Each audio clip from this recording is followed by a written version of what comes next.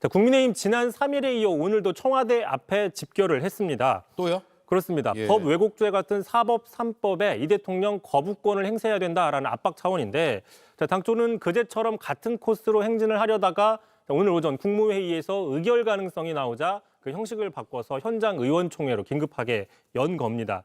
다만 이 윤어게인 세력의 합류를 우려해서 형식을 바꾼 게 아니냐라는 분석도 나오긴 합니다. 네. 그런데 국무회의에서는 관련 법들이 거부권 행사 없이 그대로 의결이 됐잖아요. 그렇습니다. 그래서 결과적으로 그제였죠. 그러니까 그 소리 없는 아우성이라는 평가를 받았던 침묵행진 그리고 또 오늘의 오전에 청와대 앞 투쟁은 사실상 별다른 효과를 거두지 못한 셈이다라고 볼 수 있는 건데 예. 자, 특히 지금 당 안팎에서는 미국과 이란 전쟁에 따른 경제적인 충격파나 코스피 급등락 같은 대형 이슈들이 속출하고 있는 가운데 자, 국민적 관심도가 상대적으로 떨어지는 형법 개정안 같은 것을 전면에 내세운 대여투쟁 과연 적절하냐라는 의구심도 나오고 있습니다. 자, 실제로 장동혁 대표가 오늘 오전 이 대통령 독재라고 외치던 오전 10시가 조금 넘은 시각이었습니다. 바로 그 시각 이재명 대통령은 국무회의에서 휘발유가 폭등은 바가지 담합이다, 엄단하라는 조치를 내리기도 해서 상당히 비유가 됐죠. 네. 들어보겠습니다. 3대 악법에 대해 거부권을 행사하지 않는다면 대한민국 국민이 이재명에 대해 거부권을 행사할 것입니다. 이 절규에 귀를 닫는다면 이재명 정부가 치러야 될 대가는 참혹할 것입니다. 예. 야당이 장애투쟁을 하더라도 시의적절한 이슈 또 국민들한테 지금 급하게 필요한 이슈들에 대해서 한다면 모르겠는데 그렇지 않다 이런 비판인가요? 그렇습니다. 좀 정교하지 못한 대여투쟁 이 때문에 좀처럼 주도권을 잡지 못한다라는 분석이 있는 것이죠. 예. 또 난감한 상황은 또 하나 벌어진 게 있는데요. 자, 어제였었죠. 코스피가 9.11 테러 이후에 최대의 폭락을 기록했었습니다. 자, 국민의힘은 오늘 오전에 증시가 이렇게 패닉인데 정부는 무능하다. 이 대통령 지금 뭐 하고 있느냐라고 날선 비판을 내놨는데 그 논평을 낸 직후에 열린 코스피 주식시장에서 아시는 것처럼 코스피가 10%포인트 급반등을 하면서 결과적으로 어제 낙폭을 상당 부분 줄였죠. 그러면서 그 논평이 상당히 머쓱해진 상황이 된 겁니다. 또 장동혁 대표도 앞서 보신 것처럼 오전에는 이재명 대통령 독재라고 외치고 오후 들어서야 뒤늦게 코스피 문제 또 경제 문제에 대한 우려 메시지를 내기도 했습니다. 예. 이제 앞으로 계속 메시지 싸움을 해야 할 지방선거가 90일밖에 안 남았는데 홍 전 의원님도 지방선거 이제 레이스를 뛰시는 입장에서 당 리더십이 이렇게 흔들려서 괜찮겠습니까?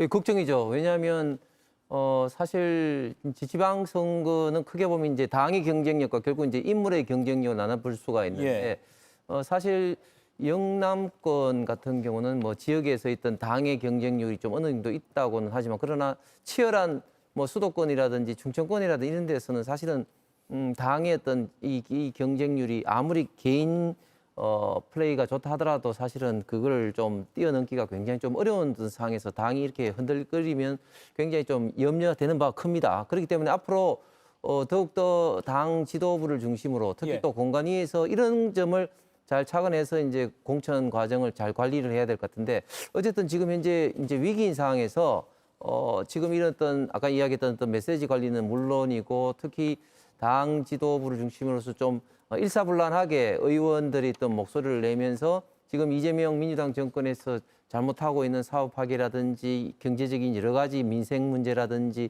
환율 문제라든지 이런 문제들을 국민들이 알기 쉽게 그리고 지속적으로 계속적으로 메시지 관리하는 게 굉장히 좀 중요합니다. 예를 들면 2024년도 22대 총선에서는 사실은 그때 물가가 전반적으로 안정된 상황에서 대파 가격 일부 농산물이 올랐다고 해서 당시 민주당이 소위 말해서 대파 쇼를 통해서 물가 어떤 심리를 국민들에게 자극을 했는데 지금은 그때보다 환율 등등의 문제로 인해서 물가라든지 이게 훨씬 더 심각한 상황인데도 불구하고 국민의힘에서 이런 걸 잘 활용 못하고 있습니다. 지금 또 수도권 같은 경우 지금 부동산 문제로 자가 확보는커녕 서민들과 청년들에 대해서는 전세, 월세 확보도 굉장히 어려운데 이런 건 역시 확실히 부각을 시키지 못하고 있습니다. 그래서 남은 기간 동안에는 이렇게 국민들이 시민들이 와닿는 메시지를 중심으로 소재를 중심으로 해서 메시지를 일관적으로 관리를 할 필요성이 있어 보입니다. 예. 지금 보여드린 이 대화 내용이요. 대안과 미래 이성건 의원 소장파죠. 당 대표에게 권한과 책임이 있는 만큼 맡겨두고 가는 게 바람직하다라고 했고요. 장동혁 대표는 지방선거 최종 정치적 책임은 내가 진다라고 했습니다. 김영남 의원님, 네. 이게 당대표에게 맡겨두자라는 말이요. 장동혁 대표님을 믿습니다가 아니게 들린 것 같기도 하거든요.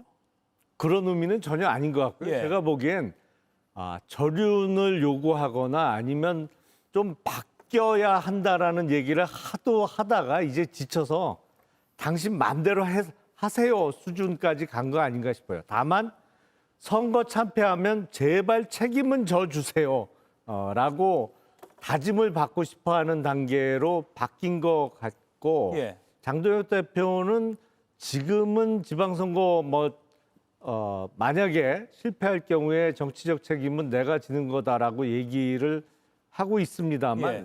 정작 참패했을 때 과연 그럴까?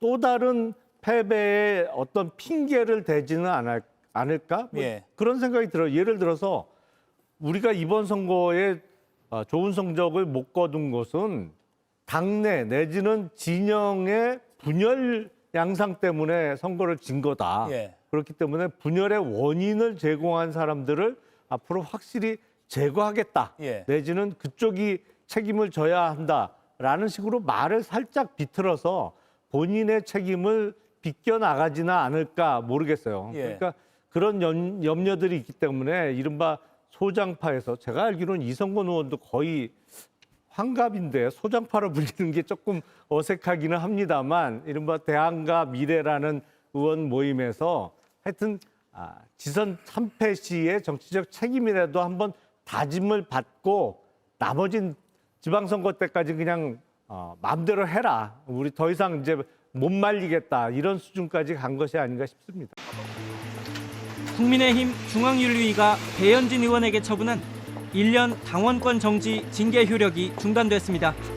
서울 남부지법은 배 의원이 국민의힘을 상대로 신청한 징계 효력 정지 가처분 신청에 대해 어제 인용 결정을 내렸습니다.